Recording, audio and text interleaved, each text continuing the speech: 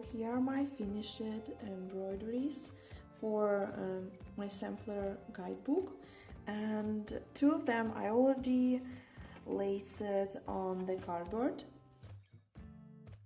Those of you who received my embroidery kit for the sampler guidebook, you also received cardboard paper, which you can use for lacing like this, and then you can make the book, and we will be placing them like back to back like this, and we will sew the edges slightly, so you will have like double-sided pages like this.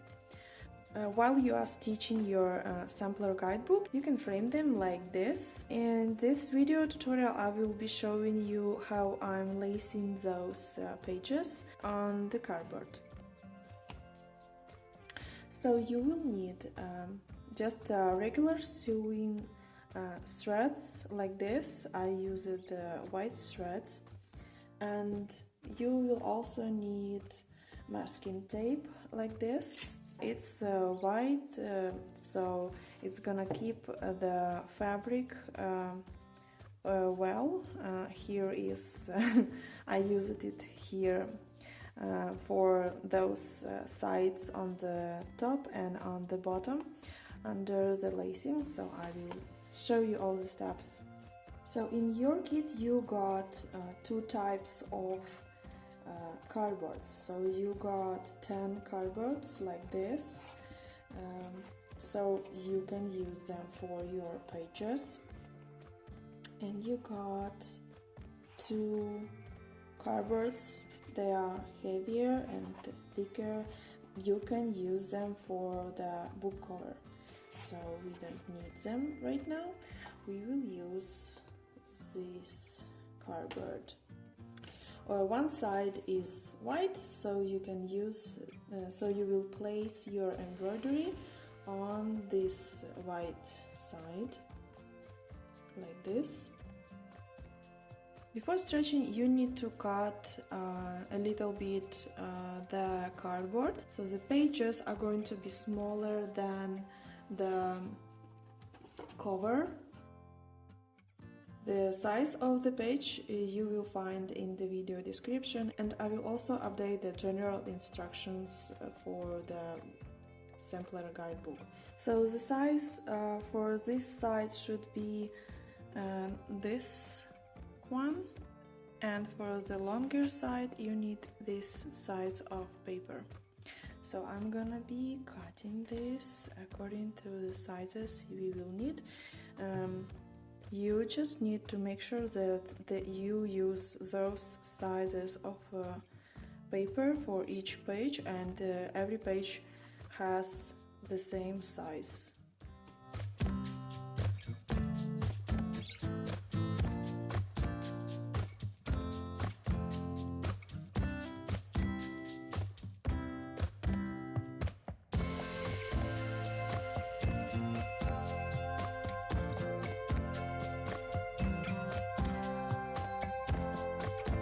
You can iron your fabric if you want. I saw that I don't need to iron actually, because when the fabric is stretched like this, it looks like it's already ironed, it's flat and it lays down nice. I was lacing this page first, and I saw that the fabric is like I cut the fabric on this page, so it was more comfortable to lace, as you can see. So, and you can stretch it better when the fabric is cut a little bit. So I will probably see if I need to cut the fabric for this page. You need to like center it, and let's see if we need to cut the fabric or not. I see that I will cut a little bit. I have some extra fabric on this side, so I will cut only from this side. If you have it's like centered, so you will cut a little bit from here and a little bit from here. Why I am lacing? It's because I would like to have it without any glue. If I need to wash some of the designs or all the designs that I have here, because your book can become a little bit dirty when you will be using it, and when you will be displaying it somewhere, maybe on the shelf, there can be some dust. If there is some dust, you can clean it using this sticky ruler. So I usually clean my embroidery from some dust and pets' hair this way. So you not always need to wash it, but if it becomes dirty, your pages can become dirty because of your hands, maybe some oil on your hands and stuff like that. So you can always unpack your book and take the fabric off here and wash it, iron it, and then you can stretch it again. You will also need 2 pieces of this tape.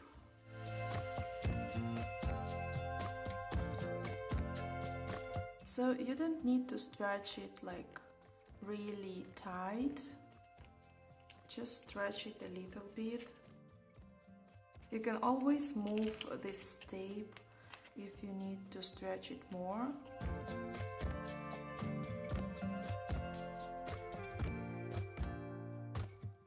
So now you can flip it and see if it's stretched enough.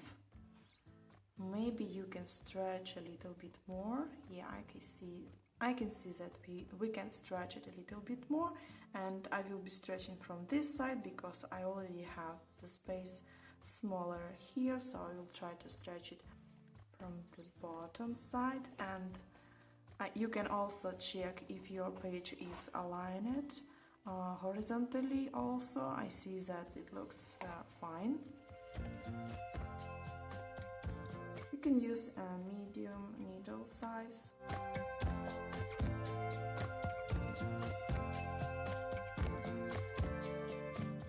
Before lacing, cut the corners to avoid wrinkles and align the fabric, so it's going to be laying flat.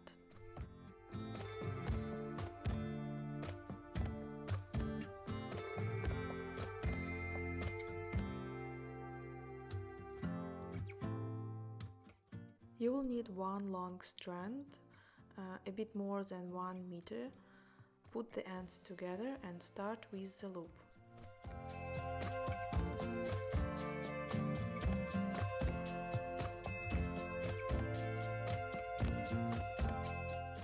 Then start lacing, stretch the fabric as you go and keep your thread by using your left hand.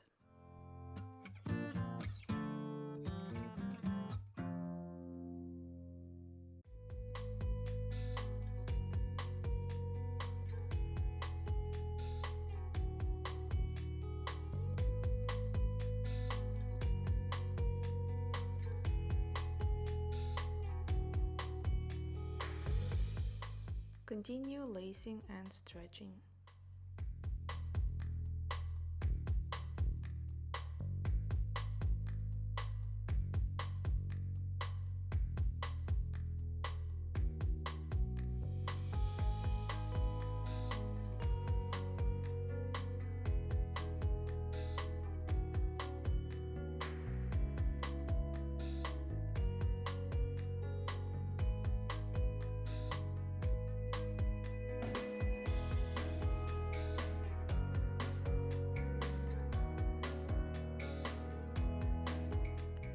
Finish your thread using a loop method.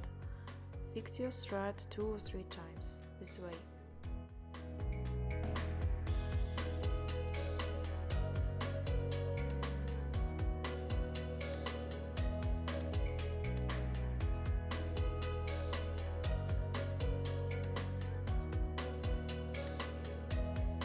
And once your pages are stretched like this and they are ready to be displayed somewhere, you can store them in those folders, so it's gonna be protecting them from the dust, so they are going to stay clean while you are working on your pages for other stitches. You can also display your sampler pages in the traditional photo frame like this.